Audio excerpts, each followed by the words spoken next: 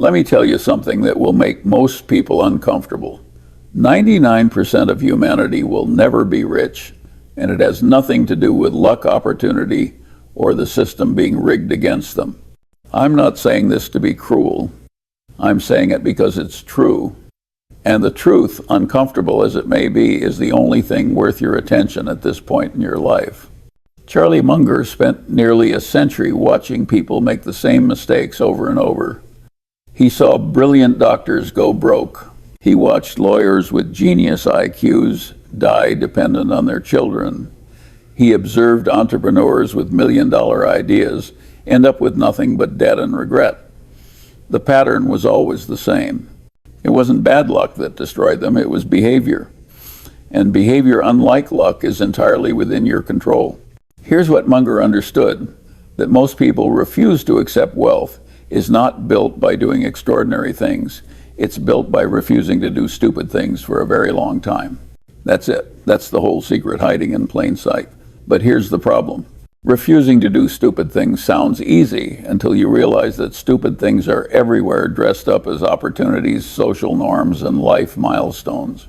Your neighbor's new car, your friend's vacation, the hot stock tip from someone who sounds confident, the credit card that makes everything feel affordable. Stupid decisions don't announce themselves. They whisper, they seduce, they promise comfort now in exchange for suffering later. And 99% of people take that deal every single time. I once knew a man, a physician, who made $400,000 a year. By any reasonable standard, he was wealthy, he had the income, he had the education, he had the respect. But when I asked him how much he had saved, he looked at me like I'd asked him to explain quantum physics. His answer, almost nothing. Maybe $50 0 inches retirement accounts. Maybe. How does someone making nearly $500,000 a year have nothing? Simple. He spent $420,000 a year. The house payment, the luxury cars, the private schools, the country club dues, the vacations that had to be documented on social media. Every dollar that came in went right back out, and then some. He was living a leveraged life constantly, one bad year away from catastrophe. This is what Munger called the invisible prison. From the outside, this man looked successful, wealthy even, but he was trapped. He couldn't retire. He couldn't say no to clients. He couldn't afford a single financial misstep. He had built a golden cage, and the moment he stopped running on the treadmill, the cage would collapse. Now, compare that to another man I knew, a high school teacher, made maybe $65,000 a year, lived in a modest house, drove a 2-year-old Toyota, took vacations to state parks instead of Europe, and when he retired at 62, he had over $2 million saved. How? Because he spent $45,000 a year and invested the rest for 40 years, without deviation, without drama, without trying to impress anyone. The doctor made 6 times more money. The teacher retired 6 times richer. That's not a math problem. That's a behavior problem. And this is the harsh truth, that 99% of people will never accept your income doesn't determine your wealth. Your spending does. Envy is the quietest killer in finance. It doesn't announce itself. It doesn't show up as a line item on your bank statement, but it's there draining your future one comparison at a time. Munger called envy the dumbest of the 7 deadly sins. With greed, at least you get richer. With gluttony, you get a good meal. With lust, you get temporary pleasure. But envy, you get nothing, just misery. You watch your college roommate buy a lake house and suddenly your perfectly good home feels inadequate. Your coworker gets a promotion and suddenly your stable career feels like failure. Your brother-in-law brags about his stock portfolio and suddenly your methodical savings plan feels boring and stupid. That's envy at work. And the moment you start playing the comparison game, you've already lost. Because there will always be someone with more. Always. No matter how much you accumulate, someone will have a bigger house, a faster car, a more exotic vacation. The trap is simple. Envy drives consumption. and consumption kills compounding. Let me paint you a picture. Two neighbors, both make $150,000 a year. Same age, same neighborhood, same starting point. Neighbor A sees neighbor B buy a new BMW. Suddenly, neighbor A's 5-year-old Honda feels like an embarrassment. So neighbor A finances a BMW 2, $800 a month, plus higher insurance, plus premium gas.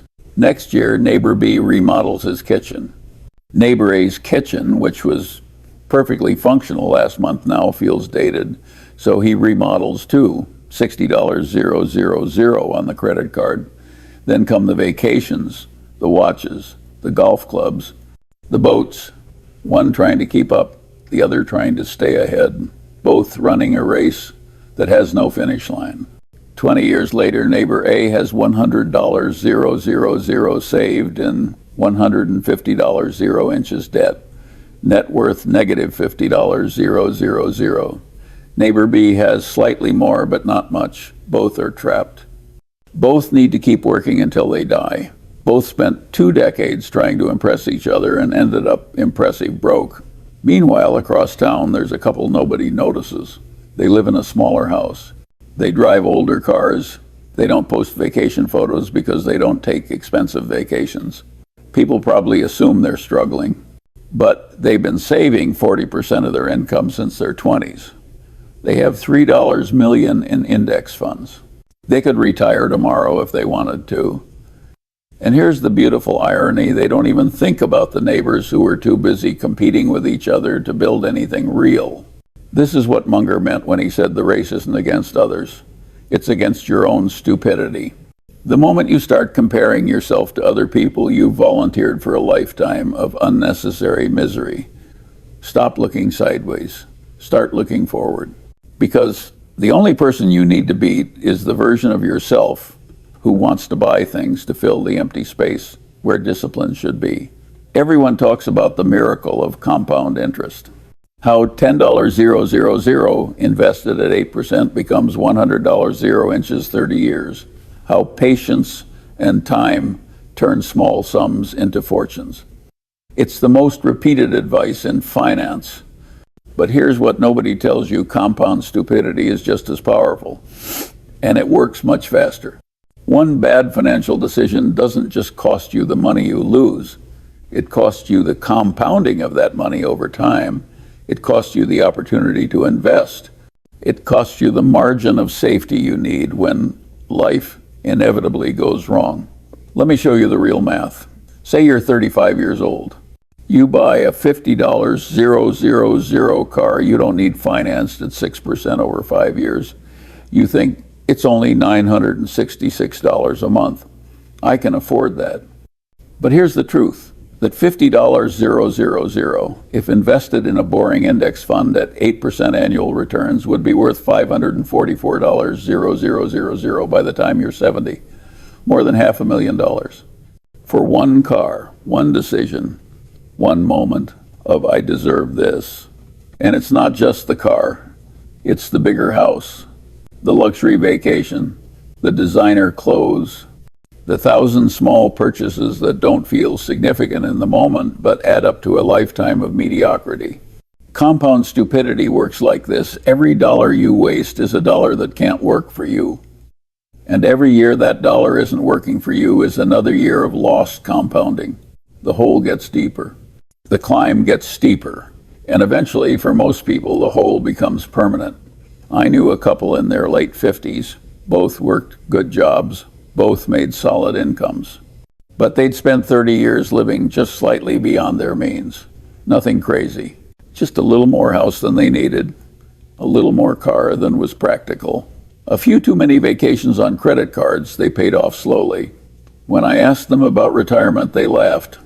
Not because it was funny, because it was impossible. They had maybe $200,000 saved, combined. After 30 years of working, they did the math. If they retired at 65, they'd run out of money by 75. So their plan was to work until 70, maybe longer. Not because they loved their jobs, because they had no choice. That's compound stupidity in action. 30 years of small bad decisions compounded over time, leaving them trapped in jobs they couldn't afford to leave. Now, let me show you the opposite. Another couple, similar income, same age, but they made one different choice. Early on, they decided to live on 60% of what they made and invest the other 40%. Not perfectly, not without mistakes, but consistently. They didn't drive fancy cars. They didn't live in the best neighborhood. They didn't take expensive vacations every year. And I'll bet you anything their friends thought they were cheap, boring, maybe even a little sad. But by their mid-50s, they had $2.5 million invested. At 60, they retired, not because they had to, because they could. They spend their days however they want. No alarm clocks, no bosses, no financial stress, same starting point, same number of working years, completely different outcomes. That's the harsh truth about compounding. It works in both directions. It rewards discipline and punishes stupidity with equal force. And the longer you wait to understand this, the harder it becomes to escape. Most people never escape.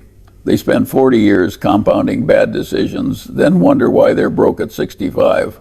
And the cruelest part, they blame everything except the only thing that mattered, their own choices. The myth of making up for lost time. Here's a lie. The financial industry loves to tell people in their 50s, it's never too late to start investing. Technically, that's true. You can start investing at any age. But what they don't tell you is this: if you start at 55, you don't get the same game everyone else played. The rules have changed. The margin for error has vanished. And one mistake can end you. Compounding needs time. It needs decades, not years. When you're young and you lose 30% of your portfolio in a market crash, you have time to recover. When you're 60 and you lose 30%, you might never recover. You might have to work until you die. I've watched people in their 50s realize they're behind and make catastrophically stupid decisions trying to catch up. They dump their savings into speculative stocks. They chase crypto. They leverage themselves into real estate deals they don't understand. They think they're being bold and aggressive. What they're actually doing is gambling with the last years they have to get it right. There was a man 57 years old who came to me once for advice. He'd spent most of his life as a careerist. Good salary, respected in his field, but almost nothing saved. He'd spent it all keeping up appearances. Now, staring down retirement, he was desperate. He told me he'd found a can't-miss opportunity, some tech startup, some genius founder, some story about disruption and exponential growth. He wanted to put half his retirement savings into it. I told him he was insane. I told him that at 57, his job wasn't to hit home runs. It was to not strike out. I told him that boring, steady, reliable investments were his only rational path forward. He didn't listen. He thought I was old-fashioned, out of touch. He invested.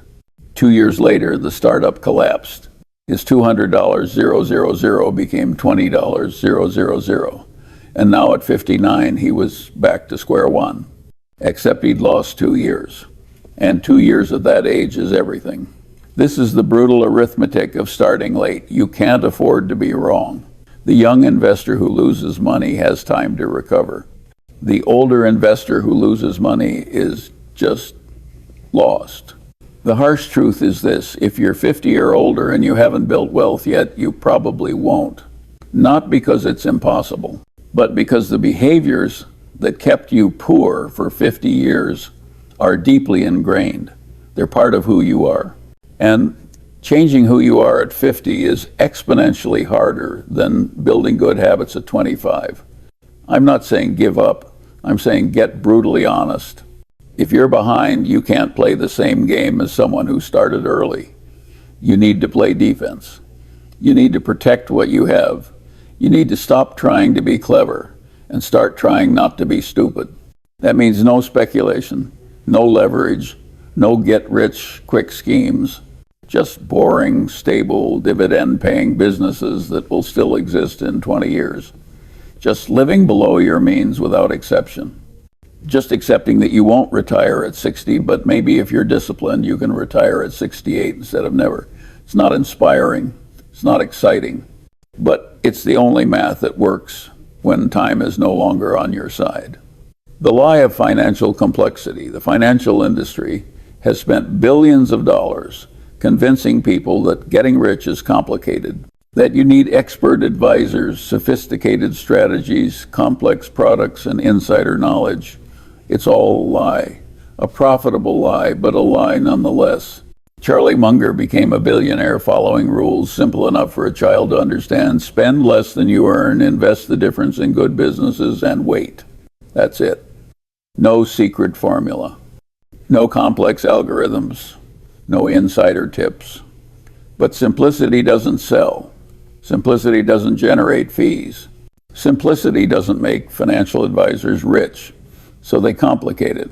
They invent products with names designed to sound intelligent, structured notes, variable annuities, alternative investments, tactical allocation strategies, and people fall for it because complexity feels sophisticated. It feels like you're doing something special, something the average person couldn't possibly understand. I watched this play out hundreds of times. Smart people, doctors, lawyers, executives who wouldn't trust a stranger to fix their car, but who happily handed over their life savings to a 8-year-old in a suit who promised sophisticated wealth management strategies. What they got was expensive, tax inefficient, actively managed mutual funds that underperformed the market. What they needed was a simple index fund and the discipline to leave it alone for 30 years. The irony is that the most successful investors I've known had the simplest strategies. They bought shares in a few great companies, Coca-Cola, Johnson & Johnson, Procter & Gamble, and they held them for decades, through wars, recessions, bear markets, and bubbles. They just held. No trading, no timing, no clever moves, just patience and discipline. Meanwhile, the sophisticated investors with their complex strategies spent fortunes on fees, taxes, and transaction costs. They zigged when they should have zagged. They sold winners too early and held losers too long. They were busy being clever while the simple investors got rich. Here's the truth that the financial industry doesn't want you to know an investing activity is the enemy. The more you do, the worse you perform. The more you trade, the more you lose. The more complex your strategy, the more ways you find to screw it up. I knew a man who spent hours every day reading financial news, studying charts, analyzing trends. He thought he was being diligent. What he was actually doing was generating noise. He traded constantly, chasing every market move, convinced he could outsmart the market. Over 20 years, his annualized return was about 4%. Meanwhile, his neighbor who put money in an index fund and never looked at it earned 9%. The neighbor spent maybe 2 hours a year thinking about investing. The trader spent 2 hours a day. Less activity, more return, more free time, less stress. That's the power of simplicity, but people can't accept it because if investing is simple, then they have no excuse for failure. And most people would rather blame complexity than admit they lack discipline. So let me be clear. If someone is trying to sell you a complex investment strategy, they're either stupid or they think you are. Great investing is supposed to be boring. It's supposed to be simple. It's supposed to make you feel like you're not doing enough. That uncomfortable feeling, that sense that you should be doing more, that's actually the feeling of doing it right. Because in investing as in life, the secret to getting ahead is not getting in your own way. The price of independence, nobody talks about. Everyone wants to be rich. But nobody wants to talk about what being rich actually costs. And I'm not talking about money. I'm talking about the price you pay in time, relationships, and social conformity. Munger understood this better than most. He knew that real wealth, the kind that actually matters, is the ability to do what you want, when you want, with who you want. That's independence. And independence doesn't come from having a high income or a big house. It comes from needing very little and owing even less.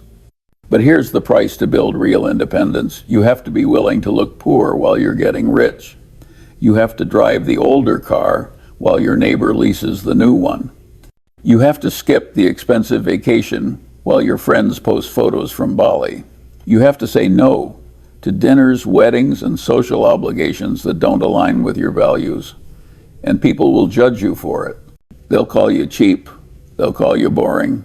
They'll assume you're struggling financially when the truth is you're building something they'll never understand until it's too late for them to catch up. I made that choice early. When I was a young lawyer in Los Angeles, my colleagues were buying homes in expensive neighborhoods, leasing luxury cars, joining country clubs. They looked successful. They looked like they'd made it. I lived in a modest house.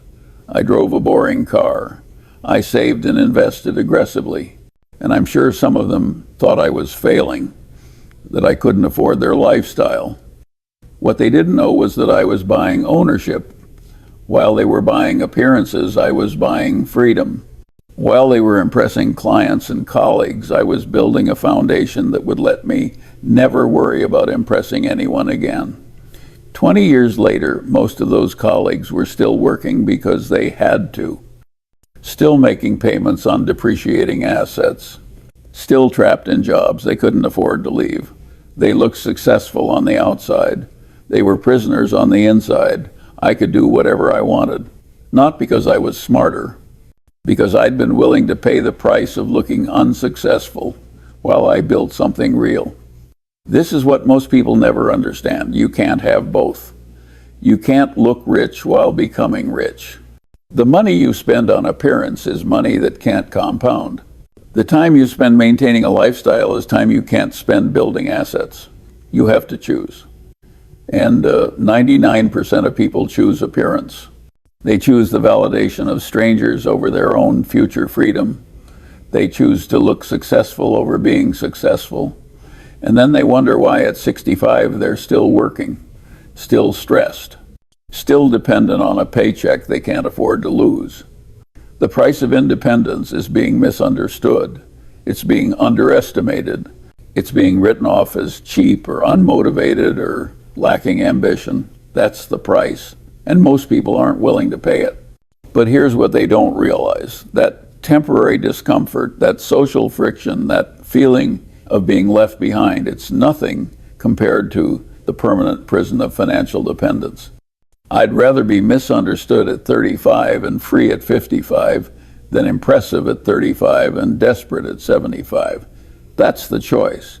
Most people make the wrong one.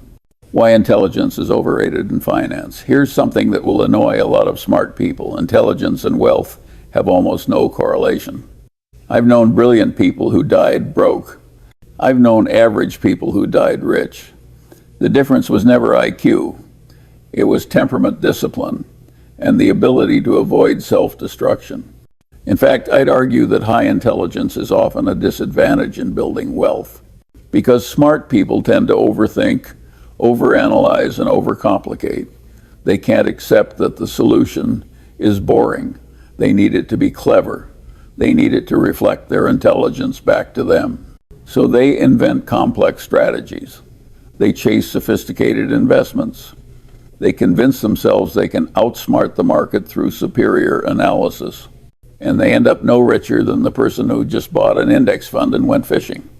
I knew a professor, brilliant man, PhD from Stanford, taught economics. You'd think he'd be wealthy. He understood compound interest better than anyone. He could explain market efficiency in his sleep. But he was broke. Why? Because he spent his entire adult life trying to prove he was smarter than the market. He traded constantly. He bought obscure stocks he thought others had missed. He shorted companies he believed were overvalued. He was always doing something. And every year he underperformed. Not dramatically, just enough to matter over time. While he was busy being clever, his colleague, a guy who taught English literature and knew nothing about finance, just put money in a target date retirement fund and forgot about it. The English professor retired wealthy. The economics professor kept working into his 70s. Intelligence led one man to constant activity and mediocre returns. Ignorance led the other to simplicity and wealth. This is one of the great paradoxes of investing. Knowing less can help you earn more. Because when you know less, you can't convince yourself to do stupid things. You can't rationalize bad decisions with sophisticated sounding logic. You just follow simple rules and let time do the work. Munger and Buffett understood this. They were both highly intelligent men, but they spent most of their time doing nothing. They read, they thought, they waited, and when opportunity appeared, they acted decisively and then went back to waiting. They didn't need to prove their intelligence with constant activity. They knew that in investing, patience beats intelligence. Discipline beats analysis. Doing nothing beats doing something wrong. The problem with smart people is they get bored. Sitting with an investment for 20 years feels like wasting their talents. They want to use their brains. They want to feel productive. They want action. So they trade, they tinker, they optimize. And every time they act, they create friction, taxes, fees, mistakes. The intelligence that should be an advantage becomes a liability. Meanwhile, the person who lacks the intelligence to overcomplicate things just keeps plodding along, buying, holding, ignoring the noise, and compounding quietly. Here's the harsh truth. If you're smart enough to understand that spending less than you earn and investing the difference will make you wealthy, you're smart enough.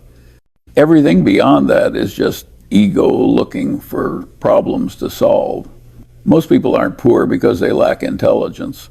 They're poor because they lack the discipline to apply the intelligence they have. They know what to do. They just can't stop themselves from doing the opposite. That's not an intelligence problem. That's a character problem. And character, unlike intelligence, is something you can actually control. The invisible cost of a leveraged life debt has destroyed more lives than any economic crisis in history. Yet we treat it as normal, as necessary, as just part of modern life. We finance cars, homes, educations, vacations, even groceries. We borrow from our future selves and convince ourselves we'll figure it out later. And then later arrives and we're trapped. The problem with debt isn't just the interest you pay, it's the freedom you lose. Every dollar you owe is a dollar that owns you. It dictates where you work, where you live, what you can say no to. It turns you into a servant of your own past decisions. Munger saw this clearly. He grew up during the Great Depression, watching families destroyed not by poverty but by debt. Families that might have survived if they'd owed nothing, but they'd borrowed during good times, and when bad times came, the debt killed them. That lesson stayed with him forever. He built his fortune without leverage, not because he couldn't access it, because he understood that leverage magnifies everything, your gains, yes, but also your stupidity. And given enough time, everyone is stupid at least once. The question is whether you can survive your stupidity. I knew a couple in their early 60s, successful careers, beautiful home, nice cars.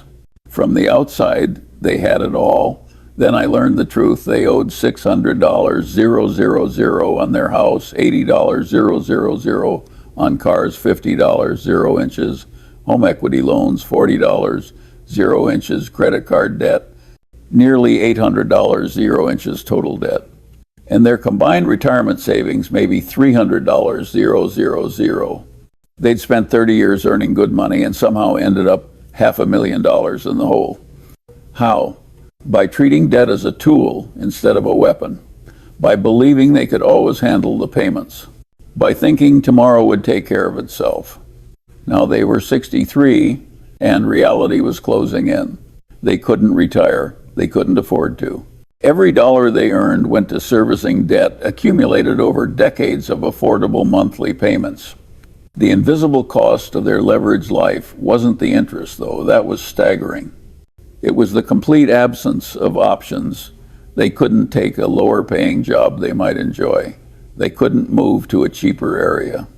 They couldn't say no to toxic clients or unbearable bosses. They were trapped in golden handcuffs they'd forged themselves. Compare that to another couple I knew. Similar incomes, similar careers. But they'd made one different choice. They decided early on that debt was their enemy.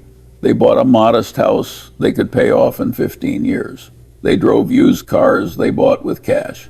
They never carried credit card balances. Were they as comfortable early on? No. While their friends were upgrading homes and leasing new cars, they were living in a smaller house and driving older vehicles. I'm sure some people thought they were struggling. But by 55, they owned everything. No mortgage, no car payments, no debt of any kind. Their expenses were maybe $50,000 a year, and they had $2 million saved. They could retire any time they wanted. They could work part-time. They could volunteer. They could spend 6 months traveling if they felt like it. They had options. They had freedom. They had won the only game that matters. Same starting point. One couple chose leverage. The other chose freedom. One spent their 60s trapped. The other spent their 60s liberated. Here's the thing about debt. It always feels manageable in the present. The payments seem reasonable. The interest rate seems acceptable. The purchase seems worth it.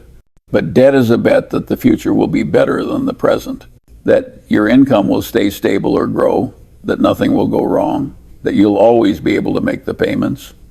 It's a bet most people lose eventually. A job loss, a health crisis, a recession, a pandemic. Something always goes wrong. And when it does, the debt that felt manageable becomes crushing. The harsh truth is this: if you're living a leveraged life, you're not really living.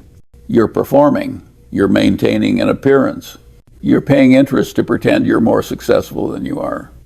And the cost isn't just financial, it's psychological.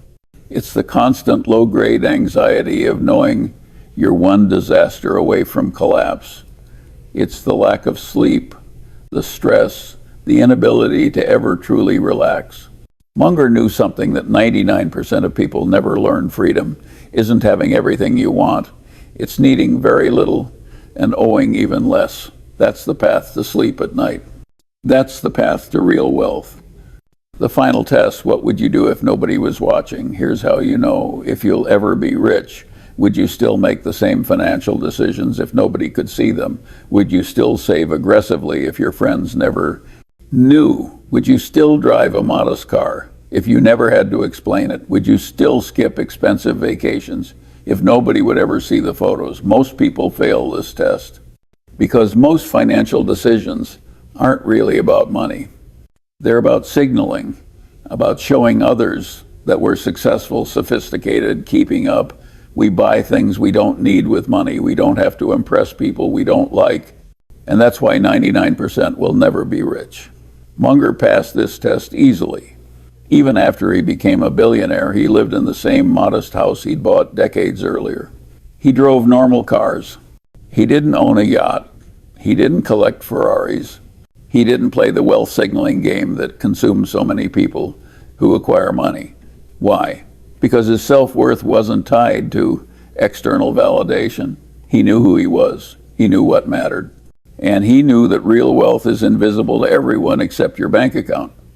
I've watched people inherit millions and blow it within a decade, not on bad investments, on consumption, on trying to look like millionaires.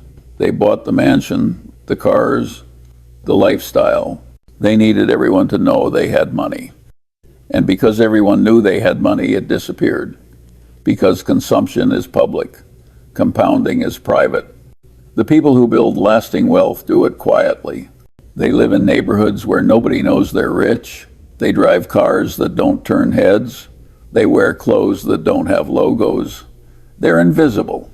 And that invisibility is intentional. Because the moment you start broadcasting wealth, you activate 1,000 pressures to spend it. Friends expect generosity. Relatives ask for loans. Salespeople smell opportunity. And your own ego demands you maintain the image you've created. Here's a thought experiment. If you won $10 million tomorrow, would you tell anyone? Really think about it. Most people would tell someone. Their spouse, obviously. But then their parents, their siblings, their close friends, maybe a few colleagues. And before they knew it, everyone would know. And everyone would have opinions about what they should do with it. Everyone would have problems they'd expect you to solve. Everyone would watch every purchase, every decision, every choice. The smart answer is to tell no one, to live exactly as you lived before. to let the money compound invisibly while you maintain your normal life. But 99% of people couldn't do that. The money would burn a hole in their identity. They'd need to express it, to show it, to prove it, and that's why they'd lose it. Munger understood that the real test of character isn't what you do when you're poor and struggling. It's what you do when you're rich and nobody's watching. Do you maintain discipline? Do you stay rational? Do you resist the temptation to broadcast your success? Most people can't. That's why lottery winners go broke. That's why athletes go bankrupt. That's why inherited wealth rarely lasts 3 generations. Money exposes who you really are. And most people are revealed to be performers, not builders. So ask yourself, are you building wealth for yourself, or are you performing wealth for others? Are you investing for your future freedom, or are you consuming for your present ego? The answer to that question will determine everything. Because the 1% who get rich and stay rich all have one thing in common. They don't care what you think. They don't need your validation. They don't need to prove anything to anyone. They just quietly compound, year after year, decade after decade, while everyone else is busy looking rich and staying poor. The only question that matters, in the end, it all comes down to one question. Do you want to be comfortable at 70 or impressive at 35? You can't have both. The money you spend trying to look successful in your 30s is the money that would set you free in your 60s. The lifestyle you maintain to impress your peers is the prison you'll live in during retirement. It's a choice. And 99% of people make the wrong one. They choose the new car over the investment account. They choose the bigger house over financial security. They choose vacations over compounding. They choose to look rich over being rich.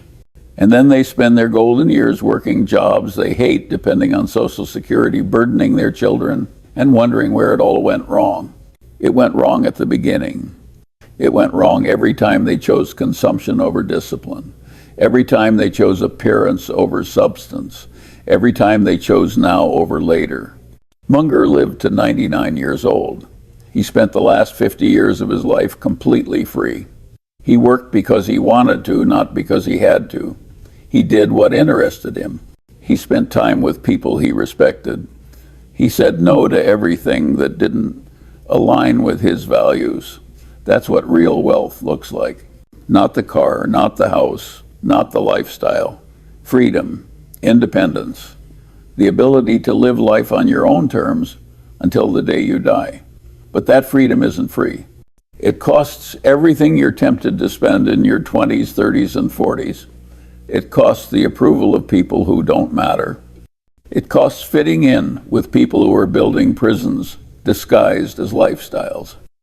Most people aren't willing to pay that price. They want the freedom, but they also want the car. They want the independence, but they also want the big house. They want financial security, but they also want the vacation. And because they want everything, they end up with nothing that matters.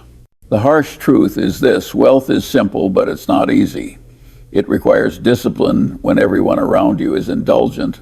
It requires patience when everyone around you is impatient. It requires saying no when everyone around you is saying yes.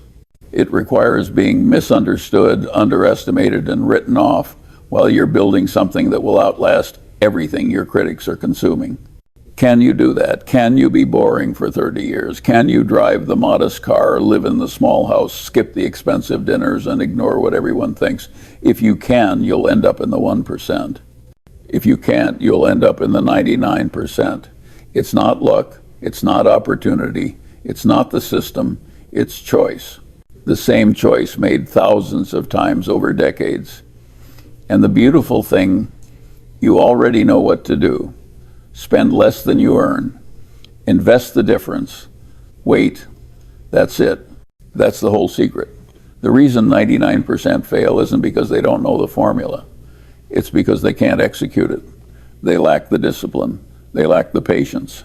They lack the willingness to be unpopular while they're building something real. So the final question isn't whether you know how to get rich. You do. Everyone does. The final question is whether you have the character to do what you already know needs to be done for 40 years. without exception, without shortcuts, without complaining. Most people don't. That's why 99% will never be rich. And that's the truth Charlie Munger understood from the very beginning. The game isn't complicated. It's just harder than almost anyone is willing to endure. And that's exactly why it works for those who can.